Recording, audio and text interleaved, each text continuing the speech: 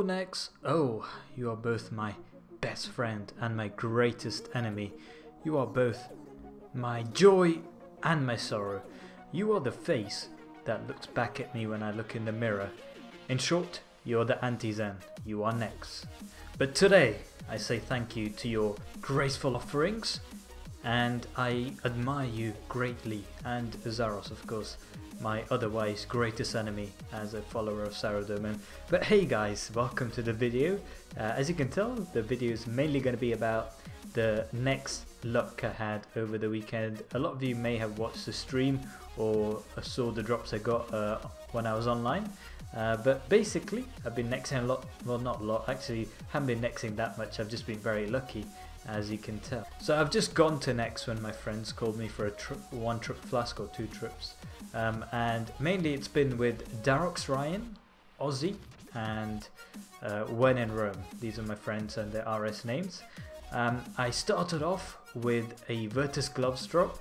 The very next kill, I think I got a Virtus 1 drop. So when I got the Virtus Gloves drop, everyone was saying, wow, that's like the worst drop you can get. Bad luck, mate. And I didn't really expect to get a Virtus 1. My 3rd one ever. The first one I got on the first kill of my Dothdiver Next Pro series, which was absolutely insane. The chance of that happening is minuscule. It was the greatest start to the series that I could possibly imagine. It was the most expensive Next item at the time as well, but that's beside the point. So I got back-to-back drops.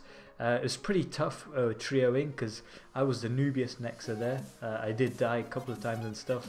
But let me just go through what I did to out DPS my friend Darox Ryan for the next 2 drops, which you will see soon. So the 3rd drop of the day was Pernix Chaps. I was trioing with Darox Ryan and When in Rome. Ryan was a pretty good DPS, so he was getting most of the drops, and then the next kill he got the drop, so I didn't really want to talk about it. This is the next kill I did, so I'm just going to talk about the tactics. So obviously a Dren build on the minion, and then go to melee distance of Nex, and then pull out some basics, put some bleeds on, and you know, get your assault out as fast as you can, anticipate so she doesn't drag you, and surge out. But I didn't do that because I'm a noob. And by that time, I think I did a bleed slaughter on it, and that's why she went down pretty quickly. At this point, I tried to use Death Swiftness when I'm on the minion, or when the minion's almost dead, build some adrenaline so that I can use thresholds on Nex, because this phase goes really quickly, as you can see there. So I tried to do as much DPS as possible, but I don't hardcore it as such. Blood phase, Ryan usually does his ultimate, so I don't do any. I save my Zerk for the next phase, and I just use my basics, which if I do it my thresholds, if I do it properly, I can get pretty good DPS out on this phase, like assault and destroy as soon as I can. And then usually I Zerk at the minion and build my adrenaline, but I think I had my invigorate aura, so I only needed to do 2 hits on Nex to get my adrenaline to 50% anyway. So I did that, got some pretty nice DPS, not the best, but somehow still managed to get this phase, I think. So yeah, it goes pretty quickly. You got to use Surge a lot. It was a Mage Protect kill, I think, even though I didn't really see it. So and then we move on to the minion, which these skills are really good, by the way. I think I got my record here, 255. So these skills are really good. So obviously just Death Swiftness at Nex. The only time I use my Dren pot is in Ice Phase, so I don't really use it any time else because I can't. And then just, you know, DPS out this phase. Risk it a lot, because if you use your thingies, then if you use devotion and stuff, then it will be hard. And then you get a Tova plate body, so another back-to-back in terms of personal drops, even though it wasn't really back-to-back. It was like 2 drops and 3 kills, but I'll take that. I'll definitely take that, guys. So that is the story of how to get extremely lucky at Nex in one day. 2 back-to-backs pretty much, and a lot of GPs gained, and making a lot of friends happy. So I think it sold for like 50 odd mil altogether, which is a nice big chunk of splits. And yeah, it was a really lucky day at Nex. Now let's move on to some of the other stuff I did. On the other end of the spectrum, we have my KK luck. So this is how it goes. I went with Aussie because he just called me for 1 trip, and I was meant to be hill working, which I hadn't done for months, so naturally I failed and got signed, and I also died, and I didn't get any kill except this one. So I guess I was really lucky, but also unlucky at the same time, in that this is my third offhand Drago mace drop in the only 3 drops I've got personally ever, free for all, and all 3 have been offhand maces. Like, what the hell is my luck? But I don't really mind. I've got an offhand longsword in an LS as well, but yeah, I'll take this. Pretty good luck there, I guess. But KK was fun. It was fun to heal book, and it was also fun to die because of how bad I am, and people laughing at me, and myself laughing at me, honestly, and Can laughing at me probably, because as revenge for all those times I laughed at him, which he's fairly justified to do. In fact, he's very justified to do. This is probably worth talking about more than the KK offhand mace split, which makes me really sad. But this is about the blood necklace shard I got while I was streaming, so it was also part of this amazing weekend. I think I was doing Edimus while I was waiting for some people to come online for Vorago or something, which I'll talk about next.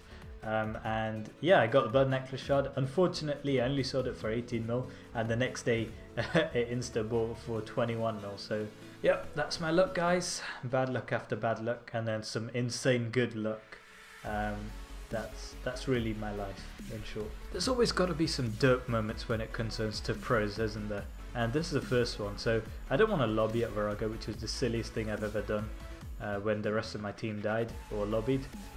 And the reason for that was that I had a dunge challenge, and I'm going for 200 mil dunge, and if I logged that I would have lost the challenge for the next day without completing the one for the previous day. It turns out that later on I did it anyway, so I lobbied anyway, so I lost it anyway. So yeah, that was not worth it. That was derp number 1 out of many derps you're going to see just now. I also got my best chance ever at getting a personal seismic by sniping all 5 drops somehow as a DPS, as you can see here. I was like, what? I'd never even got all 5 drops as a bomb tank, and somehow get it for the first time as a DPS. So that was a pretty epic moment. And then we get this moment being one of the fastest kills I've done at Vorago. In fact, my new record, which apparently was 1040 for red bomb, but 1107 for everyone else. So it was like, that's a bit of a hack, but I'm not complaining because I glitched my way to the fastest Legion kill world record, or Can did at least. Eventually I decided it was time to move on, step it up a gear, and rock on with hard mode, Vorago. So that's exactly what I did. I decided it was time to get my defeater title back. I haven't had it for ages. In fact, as soon as I got my first defeater title, it got erased because of the resetting of the boss kill timers as well as the defeater titles. So I decided, you know, I'll go back. I failed quite a few hard mode kills before, since they made I guess P10 and P11 instead of just P10. So I decided to go back. Pretty good clan team. I was meant to be V5ing, but I derped and fortunately didn't kill anyone. I almost, in fact I did die. I got signed at Waterfall somehow, not because of Waterfall, because of something else. I think it was Green Bobs or something. Anyway, the point being, managed to pull through somehow, me being the noob that I am, and I managed to maul in P11, get my title back. So thank you to everyone that helped me out with that. And funnily enough, I've only got 2 hard mode kills technically, and both of them have been titles. So 100% defeated title record at hard mode kills. And in fact, I've got 4 on my counter, but 2 were when I only did P10s and didn't do P11s, and we failed at P11, and back when P10s counted as 1 hard mode kill.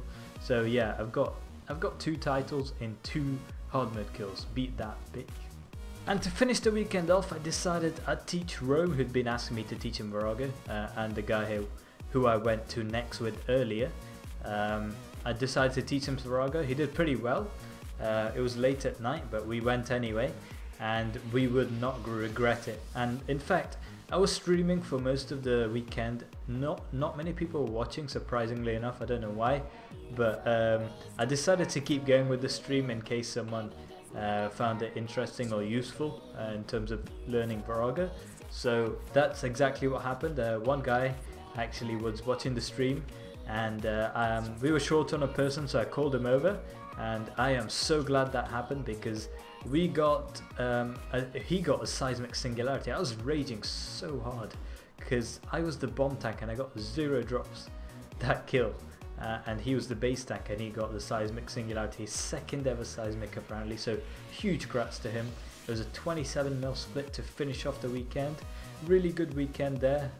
Taught 2 people. Vorago got a Seismic Singularity split with a guy that talked to me on stream, so I'm really glad I kept streaming, even though it got me down a bit since no one was really watching. So yeah, great weekend altogether, and I'd just like to finish off by leaving you with this dope moment.